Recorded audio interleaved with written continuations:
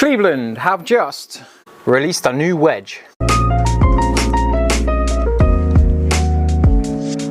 And it is the CB, so it's the CB, the cavity back. It's got more cavity than the RTZ. And there we have it, the new CBZ. Now, I do really like these wedges for certain golfers. Personally, I don't need forgiveness in a wedge.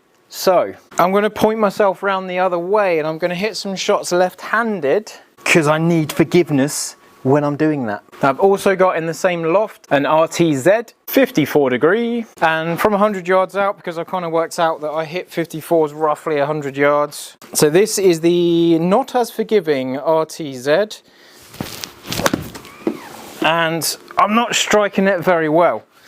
I've had a few shots that have gone in funny directions, in funny strikes. I've got a few thin shots. And I've got quite a few drop kick toey ones as well, like that. So I've hit the ground a bit early, slapped it off the toe. I kind of get away with it. So I might need some help, and I want to see how helpful the CBZ actually is. And the reason I like things like the CBZ as opposed to a set wedge, so the sand wedge that comes with your irons, is that we have got a proper set of grooves on here. In between the grooves there's extra milling, as opposed to it being a little bit smoother, so that ball can still grip the club face. And they've also got the hydro zip element to them, so they do maintain a lot of spin when they're wet. Whereas the sand wedge that comes with your set probably doesn't. And with the sort of golfer that's looking at the CB wedge, you might be a little bit less informed. I've hit that off the toe absolutely horribly, but it's maintained a lot of its distance. Cool. So in my right-handed set of golf clubs, I have 4 wedges in addition to my pitching wedge. So I go really deep into it because I really want my wedges to give me almost the performance of a mini set of irons. I want the yardages to continue from my pitching wedge in a routine fashion, and I get those yardages quite a lot.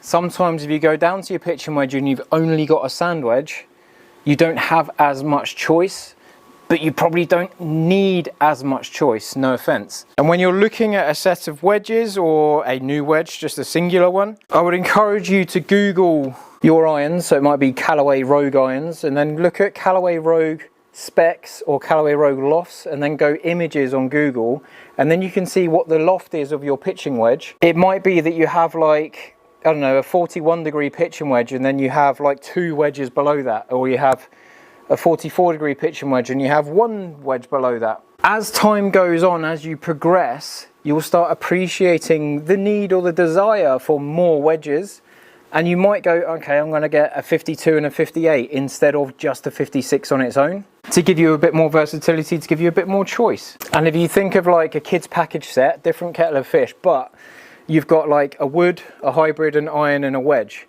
You've got 4 different distances to create, and that's what a kid needs. They need a bit more space just to create different shots. They don't need 14 clubs absolutely nailed in straight away.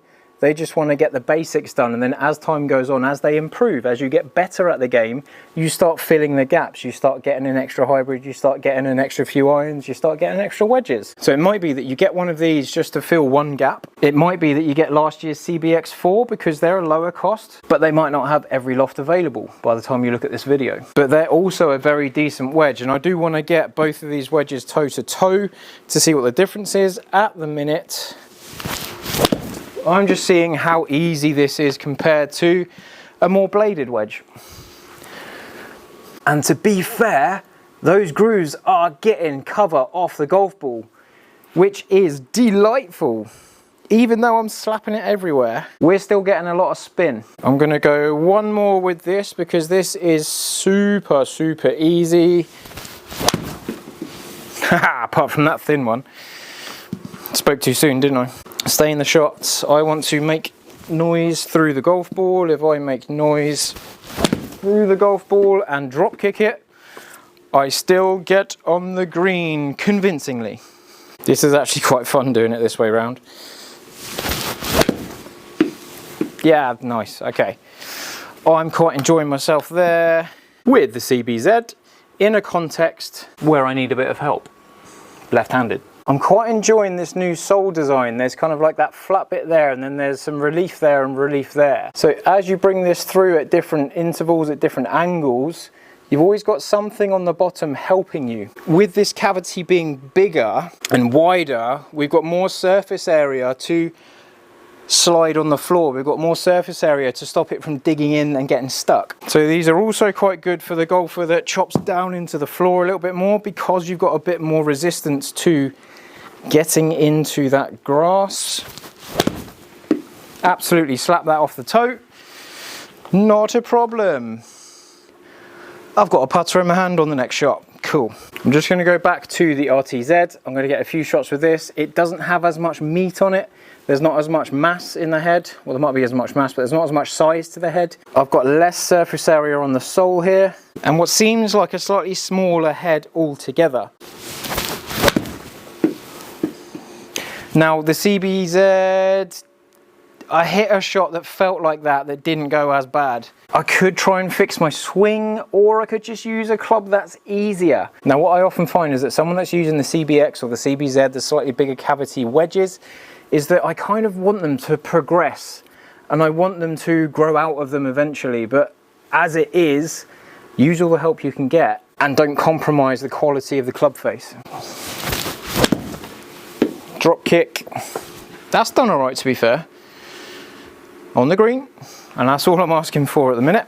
So yeah, like I say, you could get one just to fill a big gap. You could get two to kind of like spread that gap down. You could get a full set of them with 4-degree gaps perfectly if you use your wedges more often. If you get your tee shots inside a certain yardage, you might need a bit more choice to give you different yardages. If you don't have that shot as often, prioritize the other areas of your golf bag. Oh, it's definitely not as easy. So why try harder when you can literally use one of them? And Callaway make a similar wedge as well. They've got something with a slightly bigger cavity. I don't think Vokey do. Yeah, like... Get in the hole! Ah, a little bit of backspin, look at that. Ooh. And just looking at the bird's eye view here, there's definitely a difference. The white ones are the CBZ. If you need help, take it. So I've got one shot there that went 140 because I thinned it in the CBZ. That is down to me. I've got one shot there in the RTZ that went too far as well for the same reason. So I'm only taking one shot out of each. Two groupings there, that is really interesting. So I've got a slightly tighter circle and I've got a slightly bigger circle, and this one is further up in the CBZ. I have got more spin on the RTZ. That's why the RTZ is attractive, because you get that little bit more spin and control into the greens. However, the variance in yardage for me there was 4 yards. The variance in yardage here was 3 yards. I've just got a much tighter, easier dispersion ring on the CBZ. And I wouldn't say that difference in distance is because of like anything like in terms of like the power off the middle of the club face. I would say it's the quality of my ball striking. I just maintained more of that speed, more of that distance with a bigger cavity in the CBZ. When I went to the RTZ, I didn't get as much help. I lost a lot more, so my average is much lower. Little bit of spin as well, so tiny bit more spin just kind of like makes the ball stop a bit quicker, but we're not talking a massive loss in spin at all. It was like 400 revs. So make your life easier if you need to. If you're getting a bit more precise in this game, then you want more wedges and you want something more like the RTZ, but that's down to each golfer. Let me know what you think in the comments. Have you used the CBX or the CBZ to help your short game?